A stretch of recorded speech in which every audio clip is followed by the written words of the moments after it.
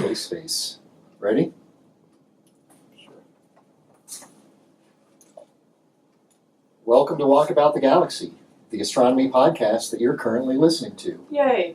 Where the science is universal, the opinions are personal, and the sponsor is double entendrable. Oh! Nice. We are Strange, Charm, and Top, the Astroquarks, also known as Josh Caldwell, Addie Dove, and Jim Cooney, coming to you from the Walkabout Studios at the University of Central Florida, now on YouTube. Ooh! With Science Bites coming soon. Oh, Nice. I love to eat science. Little nibbles. Just little nibbles at a time, though. Walkabout listeners, stick around to the end of the show to find out about new ways to connect with the Astroquarks and get your burning questions answered. Jim, Yes, sir. also double entendrable here. Jim is very double entendrable. Panspermia or hot smokers. Oh, interesting question. that is a very. They're connected. They are connected, and it's very Double entendrable? it's very bizarre. I will go with hot smokers. Yeah, thanks. You like hot smokers? I like hot smokers. You're not a smoker yourself, though. I'm not a smoker myself, but Yeah. I'll appreciate a hot smoker. Okay.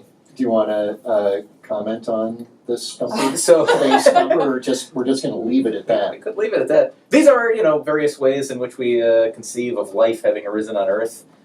Hot smokers are like, I guess, vents at the bottom of the oceans where all kind of cool stuff, energy Hot stuff. plus the kinds of elements that you need to make life come out, and we see some very interesting and unique life forms around these hot smokers, and maybe that's where life first evolved on Earth. Yeah, there's some... Sort of the new favored idea of where life evolved on Earth as opposed to the warm little ponds Yeah, at the edge tidal of the pools ocean. or anything tidal like that, pools, yeah. When I was a kid, it was all tide pool stuff. Mhm. Right. Even in Star Trek Next Generation, the last episode of the series, do you guys remember that Oh, episode? yeah. When Q It's was, yeah. It's a great episode except for one fatal flaw, plot point fatal flaw, which I won't go into now. But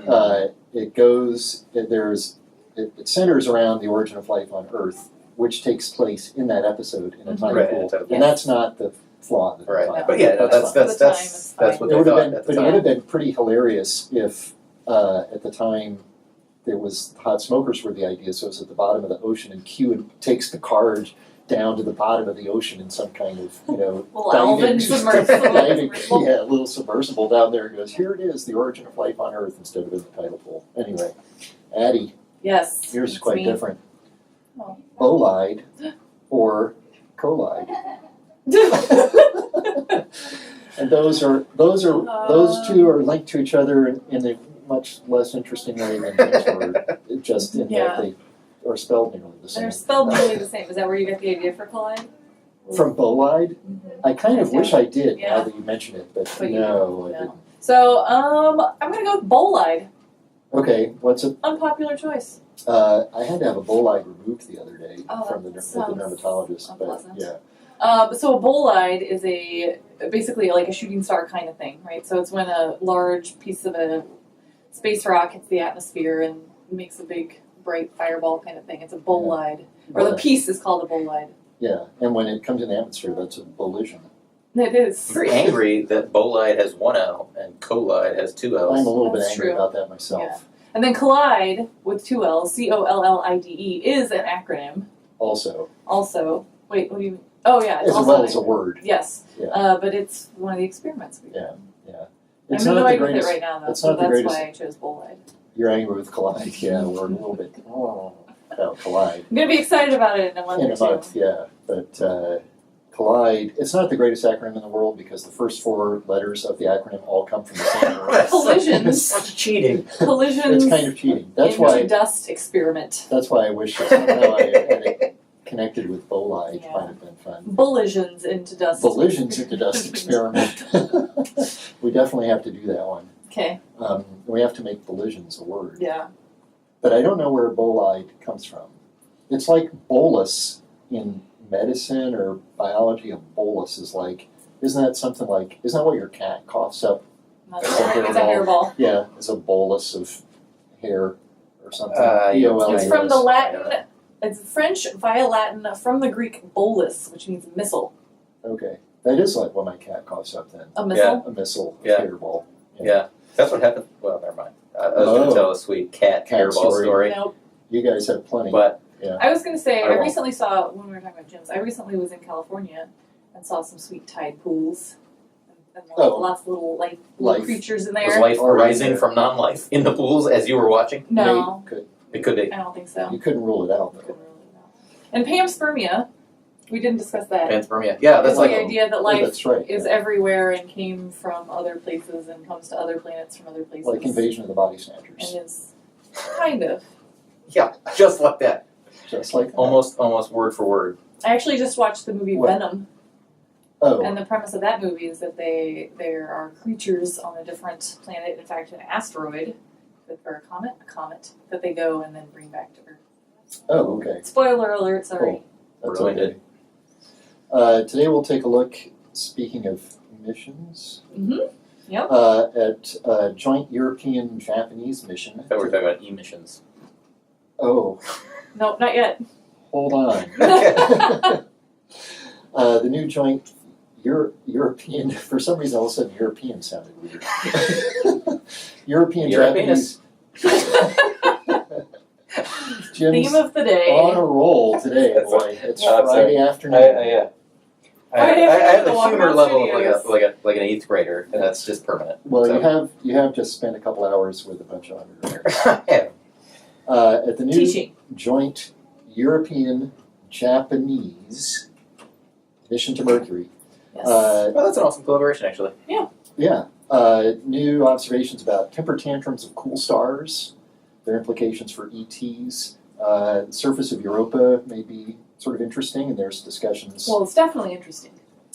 interesting in a new way, Different way. According to a new paper about what that icy surface of that icy world might look like, and we're planning eventually perhaps a lander there, and Europa's one of these ocean worldy type things. But first, speaking of burning It might have its questions, own black smokers deep beneath the surface. if, for example, exactly. And then if we go there, we could bring some panspermia with us. We definitely will. Jim, that sounds like he's ready to. But first, speaking of burning questions and bolides, this episode of Walkabout the Galaxy is brought to you by fireballs. There's no better way to scratch that itch you just can't get to than spotting a fireball in the sky. Much more fun than the other version, fireballs outshine the planets for a few seconds while blasting through the Earth's upper atmosphere. Big, blazing fireballs have so much energy that they can punch through any barrier, shattering windows and causing general havoc and discomfort. So exercise extreme care around fireballs, but remember that fireballs help give birth to planets by spraying them with new stuff. Fireballs. Finger looking good. So, that's a candy.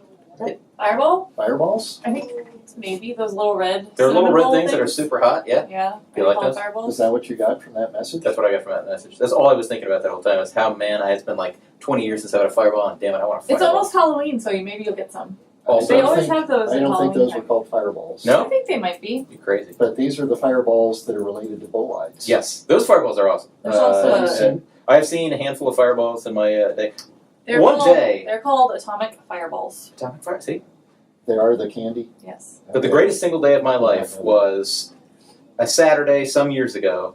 I was going to a fishing event. This sounds great. It has Is nothing this to do a with tall it has nothing tale? to do with fishing. No. I was going to the fishing event. I was driving along the road.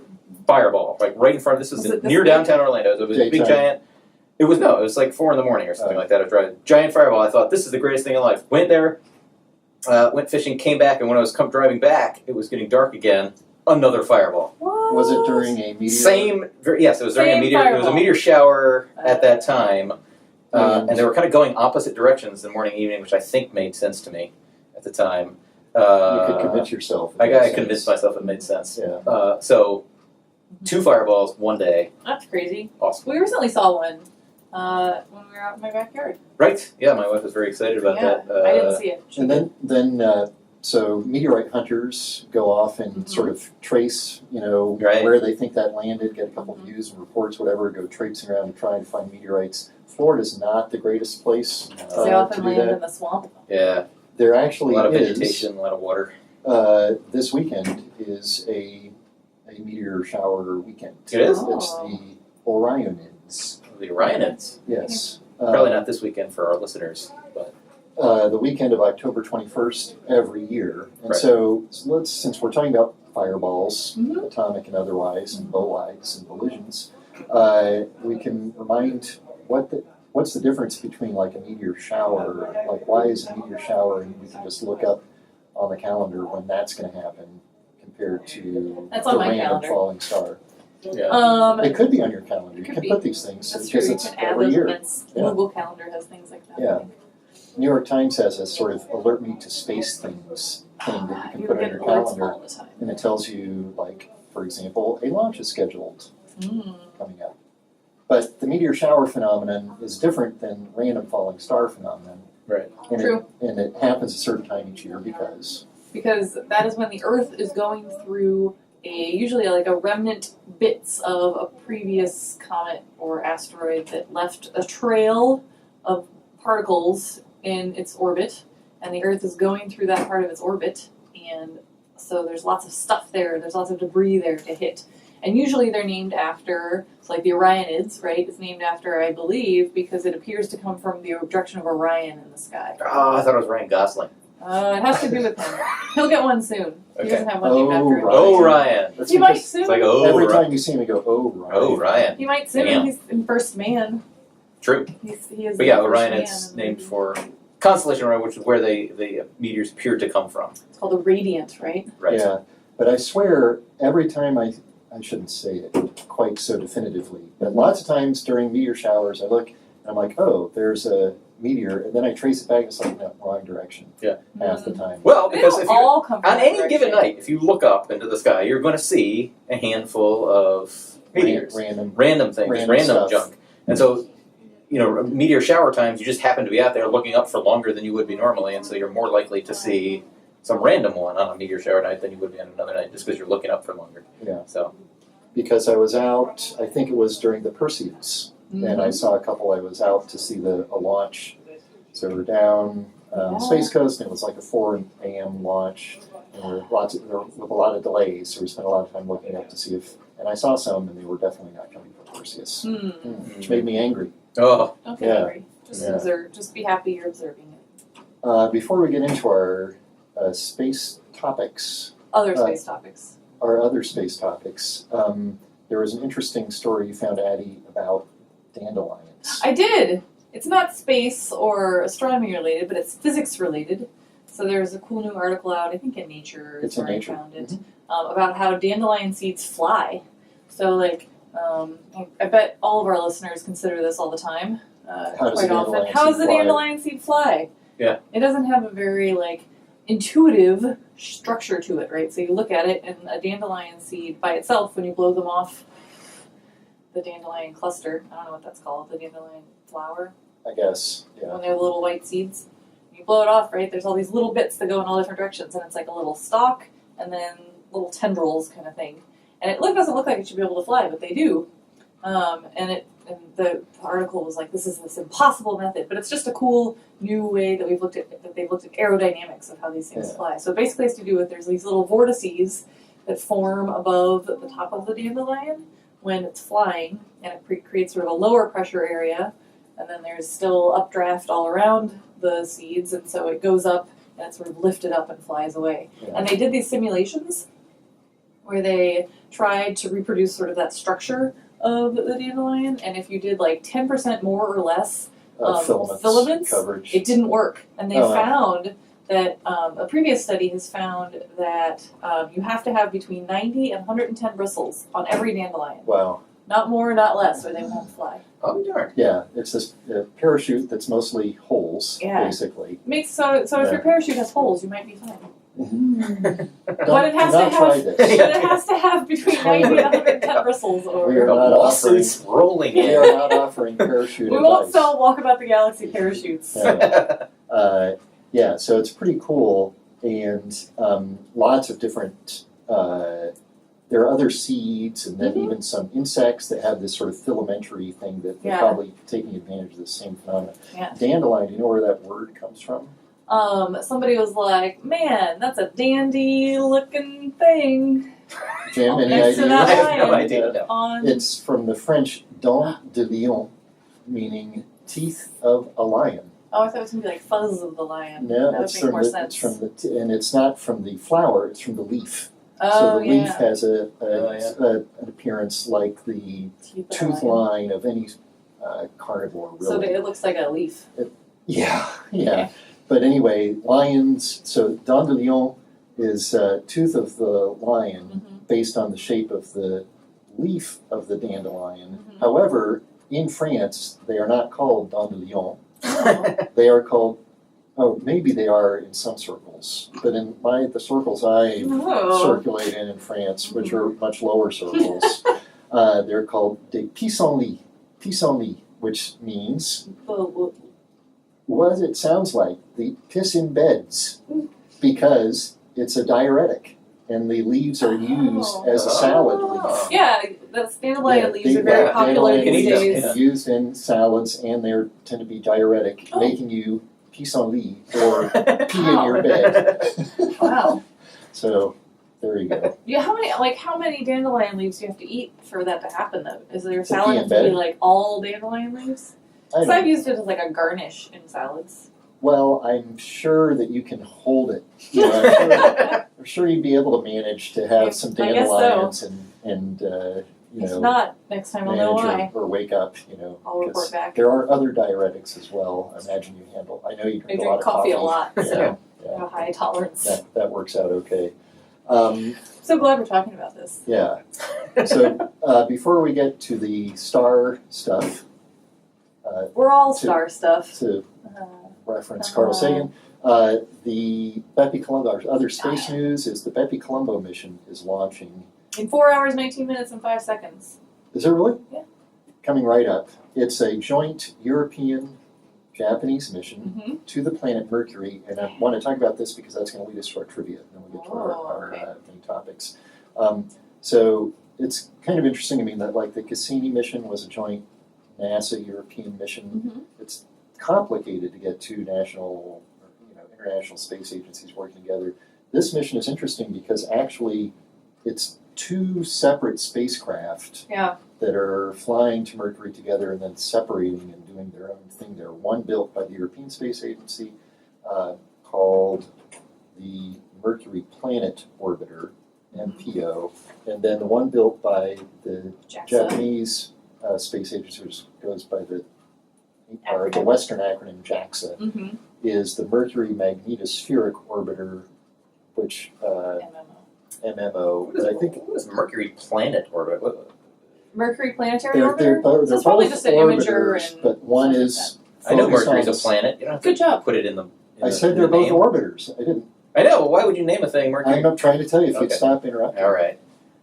Jim, Sorry. that one is focused on the planet and the other is focused on the magnetosphere. Yeah.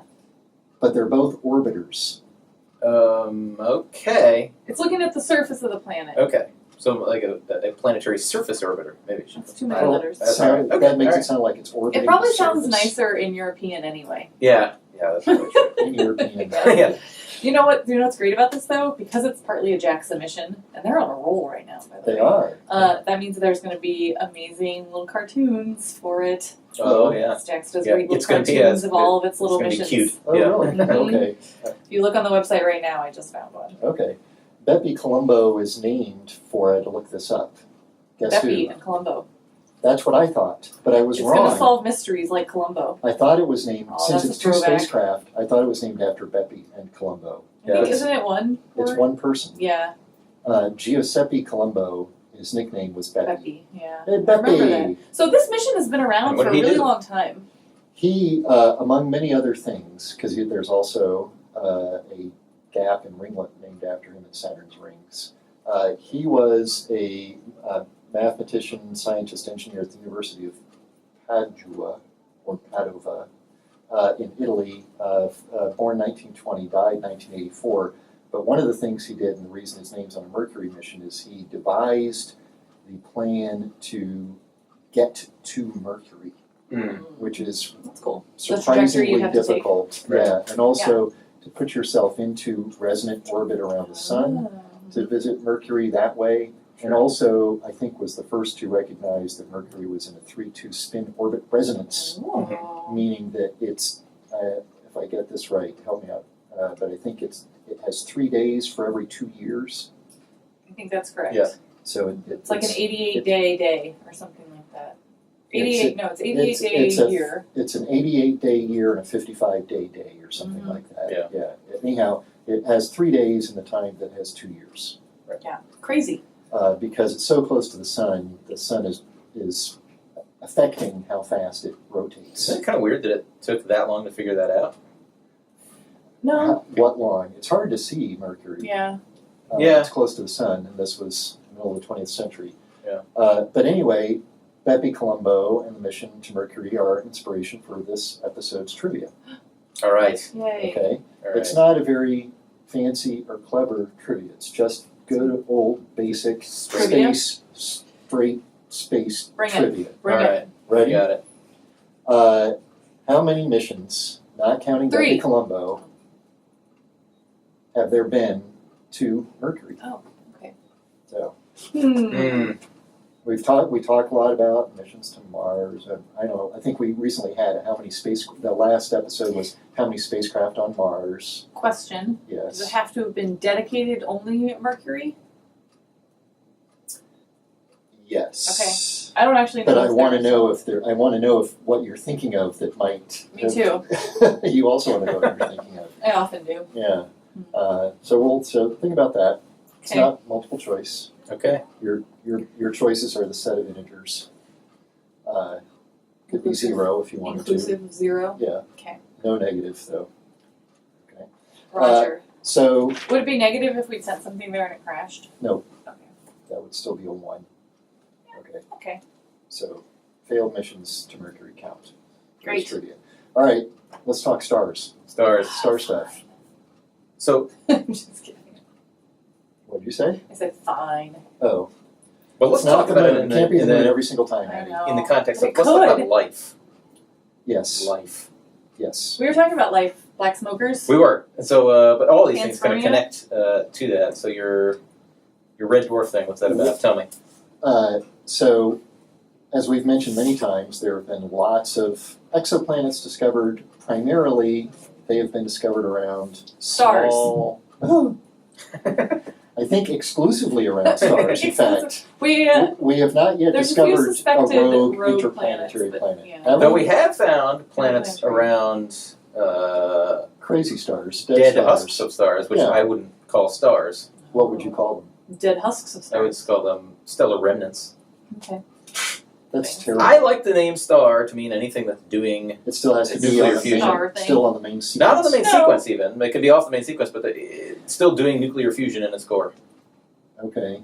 That's a After star. that, to it's me. a stellar It's gotta be remnant. active. All right. In any event, Yeah. our techniques, we talked about Kepler, more recently the TESS satellites up in space, and other techniques for observing planets around other stars are do a better job, or they have an easier time finding a planet that's close to a star, Mm-hmm. That's and big. an easier time, and if it's a big planet, and if the star is not super bright, Mhm. because you're looking for a change in some aspect of the star. So a small dim star is more easily affected by the presence of a planet, especially if that planet is big and close to it. And lo and behold, that's what we mostly see. Not surprising, right? So also, though, most of the stars in the galaxy actually are relatively cold and faint Right. Yes. as far as these things go. Well, there's a lot of M stars. There's a great range of the brightness and sizes of stars. True. Right? If we go to the faintest star compared to the brightest star, or the least massive to the most massive, it's like a factor of 1,000 in mass. The most massive stars are about 1,000 times more massive than the least massive stars, and even a greater difference in brightness. Mm-hmm. Yeah. And looking Luminosity. with worried, I'm thinking about the HR diagram insecure right now. expressions at my co-hosts Yes. here to make sure that I'm not saying this incorrectly. No, I'm you're, pretty sure that's that quite correct. Yes, that's fine. within an order of magnitude, I've got That's that correct. right. So you can imagine this great range of stellar properties, I but can't most of imagine. the stars are on the fainter side, even fainter than the sun. Right. It's kind of low like mass stars are much more common than high mass stars. that's true in a lot of populations of things, right? There's It a lot. is, There's yeah. going to be a lot more small things Stuff. Right. than there are big things. And for stars, part of the reason for that, right, is that if you're small, you usually have a longer lifetime, Right. and it doesn't take as much Right. stuff to make it, so Right. there's more of those. There's always these things like when we study bolides, or when we study comets or asteroids. There's always going to be a lot more small stuff than there is big stuff. Right. Right. Yeah, you can break the big things up and make small stuff. That works with the solid bits. And with stars, as you said, these small stars, once you make them, they're going to keep burning. They're going to be even what Jim would call a star for Much longer. for the age of the galaxy, whereas the big guys blow out. You know, they burn out super quick. Anyway, because Why they're were we faint. talking about this? Because these stars are faint. Mm-hmm. If you want to live near them, you have to be very near them because they're not very warm. Yeah. So your planet has to be close to them for it to be warm. And of course, as we mentioned, we see the planets close to them because that's where they're easier to see. Mm-hmm. So it's like, okay, I'm in a habitable zone around this little tiny star. And the habitable zone is sort of where we say, right, that planets can be that would have life on them that would be maybe Earth-sized with water on their surface. So we expect life to be more likely to be there. Yeah, sort of temperate Yes, in more some temperate. level. Liquid water on the surface, and Yeah. or with some greenhouse effect maybe gives you a little bit of range. But also because they're not very hot stars, that habitable zone is pretty narrow around those guys. If it's a very bright star, the habitable zone is further away, but it's also a bigger region. Right. You know, it's a greater distance. So, Anyway, new studies show that these dim little stars, which you might think, oh, they're just nice, quiet, little calm fellows, Mhm. are actually throwing temper tantrums and having big flares, just like they're more massive. And that's a problem. why is if you that a want problem? to be if you want to be a life form on a planet around I do those want to be a things, life form on a want to planet. be a yeah, being a life form is friggin' awesome. It's pretty okay. So Most of the time. Most of the time. There's that's some true. times- Being an adult life form is not always awesome. There are some times when you think, gosh, wouldn't it be great to be a bookcase? Yeah. Maybe I wish I was on a planet. But with if a you do flaring want star. to be a life form, being very near a star that is throwing off these flares. Of course, these flares consist of what? They consist of big blobs of electrons and protons, plasma stuff, right, that's being Mhm. thrown off of the star. When that kind of stuff impacts your planet, that can be trouble. There's a lot of energy associated with that. That can Right. cook off the atmosphere, any atmosphere you might have in your planet. It can If you have electronics. yeah, you can fry your satellites. Of electronics. course, you probably didn't make it to the satellite stage if you Yeah, lived these things are around happening it. all the Close to time. us, yeah. So this is kind of bad news, right? Because we had been kind of excited about it. There's so many of these stars around and so many planets around so many of these stars that maybe this represents some great wellspring of life in the galaxy. But perhaps if many of these things have all these flares going off all the time, life is actually Right. And we know rare. that on there's a those lot kind of things. yeah. And we know that there's a lot of variability in these stars anyway, right? So like just like our sun, there are some smaller flares and some bigger flares. But also there's just like there's people that do helioseismology, right? So look at the oscillations on the Yeah. star and things like that. So there's all sorts They're of all changing things all the time. Vibrating and But stuff. this newer study is looking at these really big hazardous Right. flares. Right. The study is called HAZMAT. It's habitable Isn't zones that and thing M. taken? Isn't that word taken? Yeah, Yeah, but it's all capital, Oh, so it's okay. habitable zones and M dwarf activity across time. It's a very bacronymed thing, and it's got like D's and other double A's in there. Did you so say I'm not sure. acronymed? Yeah. That's awesome. You've never heard the backronym? No. You have a description you want. So messenger is a backronym, Right. messenger mission. I did Oh, not know that. That's awesome. and so it's like you know what your acronym you want, and then you use the words to you back it describe out, it. right. Yeah, Yeah. Well, Yeah. collide is sort of a backronym. Exactly. Then. Yeah. Guilty as charged. yeah. A lot of our things are backronyms. Yeah. So that maybe has some implications for abundance of life in the galaxy. When we talk about the Drake equation, which is the sort of way to break down all the things you don't know about how likely it is that there are other civilizations out there in the galaxy, instead of it being just one thing you don't know, now there's 10 things you don't know. I mean, there's always been Yeah. a lot of things we don't know. In the Drake equation, it's like, how many civilizations are out there? Well, I don't know at all. Well, let's see. It's a product of these 8 things, and I know one of those 8. And now we're up to we know 2 of the 8 things, sort of. We know that there are planets around pretty much every star, probably. Yeah, yeah. But if the planets in the habitable zones around these cool stars are not As safe as we thought. not very good places for life to develop and thrive. I'm no astrobiologist, but I'm getting on the train of like moons. Oh, The exomoons. The exomoon stuff is more light because they're insulated from a lot of these things, Things and like they can Europa? be at many different distances from the sun. They don't have to be. Seems like that's. Yeah. Yeah. I'm on board. You're on board with places like Europa and Places like Europa. Yeah. I want to go to Europa. You're on board with moons? What? There's this new term going around Twitter, moon, because there's a moon discovered around a moon. Oh, what? Moons? What moon discovered around the moon? I don't remember. Here, I'll continue discussing other things. Okay. Well, while you're checking that out, here is today's physics term that's funny if you think about it for a bit. Alrighty. Well, panspermia was one, but we've already taken care of that. Yeah. Waxing. Waning. What are we doing? You're doing research over there. Abby. Yeah, I don't know why that word is what it is either. Didn't we talk about this last time? Waxing? Yeah.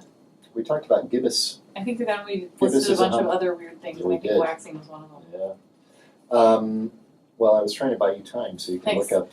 Well, while she's So looking it's that a up, we can potential- talk. Don't so we there's have some a new Europa thing to story. talk about? We do do. have a Europa Yeah. thing to talk about. There was just some new story about how the potential for moons to have moons, and so in line with social media liking to name things and come up with silly names for things, It's they a just moon started moon. naming them moons. And a lot of Okay. people don't like it, and a lot of people do like It it. doesn't seem very Where do you clever fall? to me.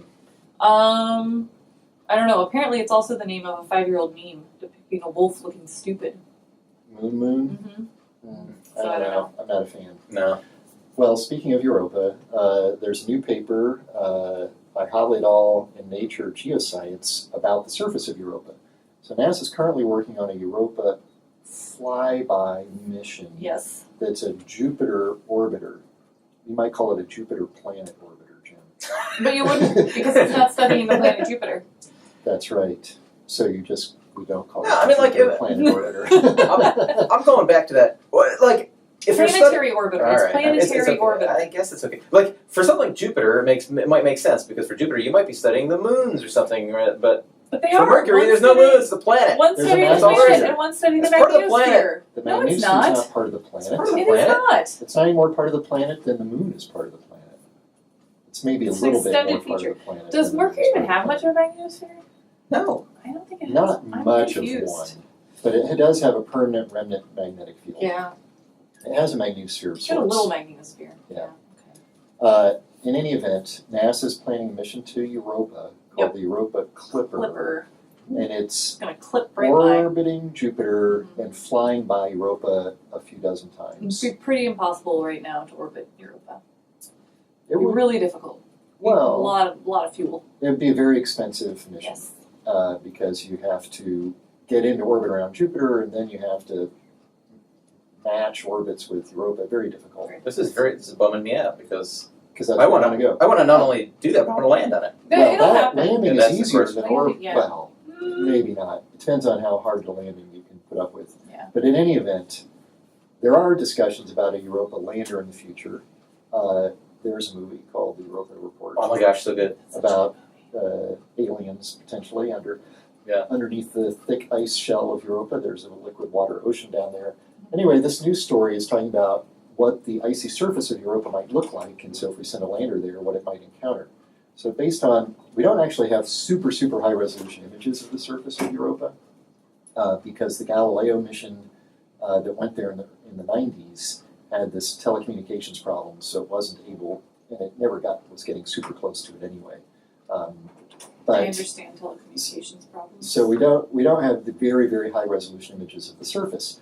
We have these sort of global images of how much light is coming from it from different viewing geometries and different wavelengths and all of that. Mhm. This new study says that the equatorial regions of Europa may have these features that we see on the Earth called, and I'm sure I'm mispronouncing this, but I'm going to say it that way anyway, penitentes. Penitentes. But maybe it's just penitents. Like I I feel penitence. bad about my. Not penitent. I feel bad Penitent. about things, so I'm gonna do some penitence. What is it? Penis tense? June has got something on his mind today. I'm tired, and that's what you get. Friday afternoon. Good afternoon, you're tired? Yet? Well, at least it's clever. Yeah. Yeah. Yeah. Uh-huh. Just say penis. It's funny. Yeah.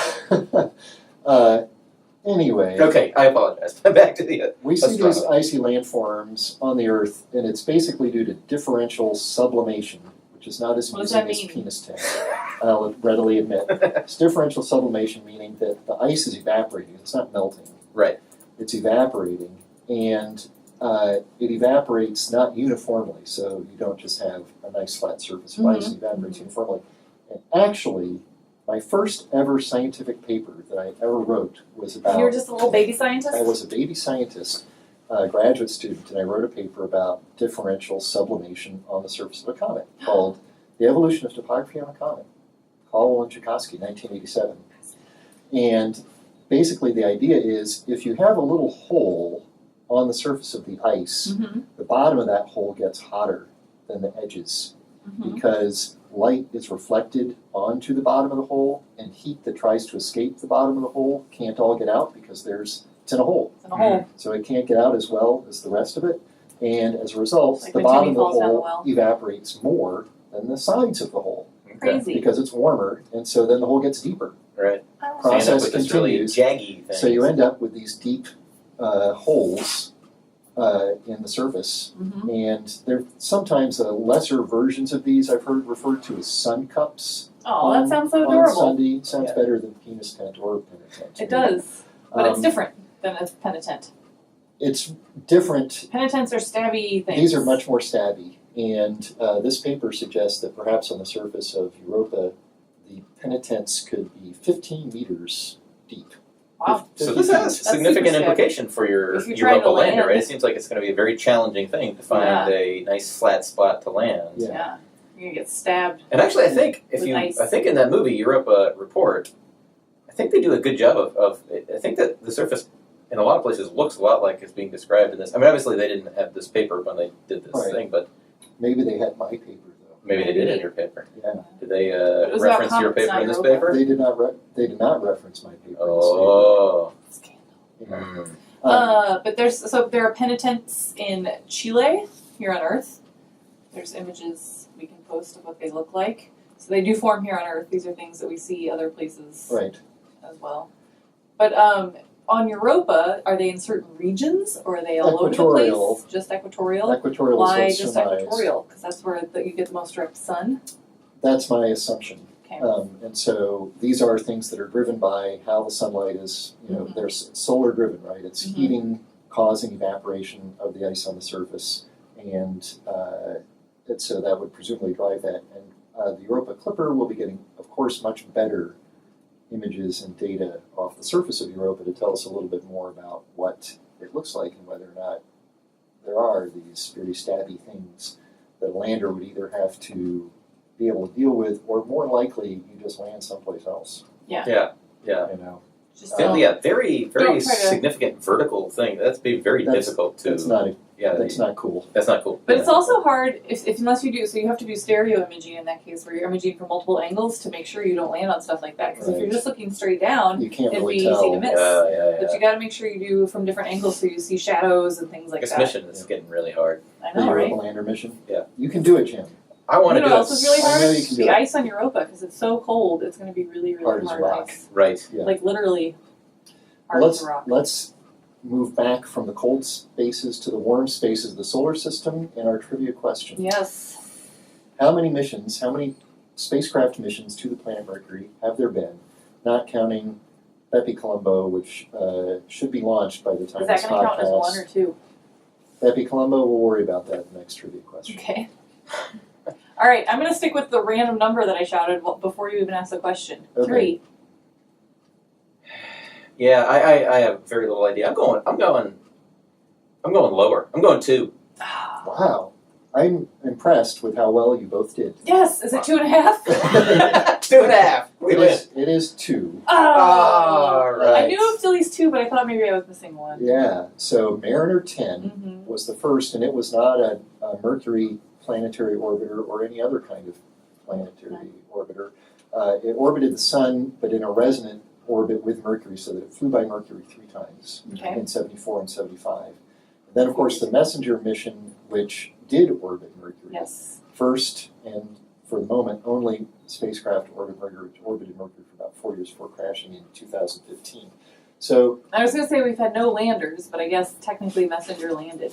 it was a hard landing. It was a Yeah. hard landing, a rapid Rapid descent. descent. So it's Mercury. It's very close in terms of absolute distance, right? In Yeah, terms so it's of- closer than It's closer than Jupiter, Jupiter for sure. Yeah. Compared to Mars, it's further. Yeah. The separation of the orbits is greater than Mars from the Earth. But it's going to take Bepi Colombo 7 years. Yeah, you got to go on some To get crazy there. orbits to get there. So Wow. it's very difficult to I get did not there. know that. That's Yeah. impressive. And it's difficult to get there because The sun. the energy Yeah. change. You have to change your speed by a much greater amount To get to match the speed of the planet Mercury coming from the Earth than you do have to change your speed to match even, say, the orbit of Saturn, which Yeah. Cassini did. So it took Cassini 6.5 years to get to Saturn, which is 10 times further from the Sun than the Earth. Right. Mercury's Right. like 40% the distance from Right. the Earth These to the things do Sun. not travel straight lines. They don't just go Yeah. there. They're not traveling straight No. lines, but also what you have to do is you have to match your orbital energy. And close to the Sun, those orbital energies change very, very quickly Right. with a little bit of distance change. So this spacecraft has to speed up a tremendous amount to get in there. And the other thing that hurts, of course, if you're going to the outer solar system like Cassini went to Saturn, it could fly by Jupiter, which is a big old Can help. It guy. helps give it a little boost and They helps could- it also helps it Could change its really orbit. steer you around a Yeah. lot better. And the only thing you've got between Earth and Mercury, of course, Venus. is Venus. Or as Jim would Venus. say, Venus. he's having a good time today, folks. So just those 2 orbiters. We're wishing Bepi Colombo a safe beginning to its long journey. Where's it launching from? French Guiana, Ah, I yes. think it's on an Ariane 5, Okay. launching Yeah. by Best the of time luck, this Bepi Colombo. podcast goes. Yeah. While it may feel like the time to fly from Earth to Mercury, it's just been another episode of Walkabout the Galaxy. Be sure to like us on Facebook to get all our updates and check out our website at walkaboutthegalaxy.com where you can also see our new WTG t-shirts. Are they available? They have been ordered and they will be available very soon. Excellent. Check our various web presences for further information on that. We're coming, speaking of web presences, to YouTube. What? Yes. Where you can see our all-important Do we have to go somewhere for that? Do we have video? Do we have to go somewhere for that? Just kidding. don't I get it. understand how the internet works. I'm just... You have to go online. Oh, okay. Yeah. What if you don't have online?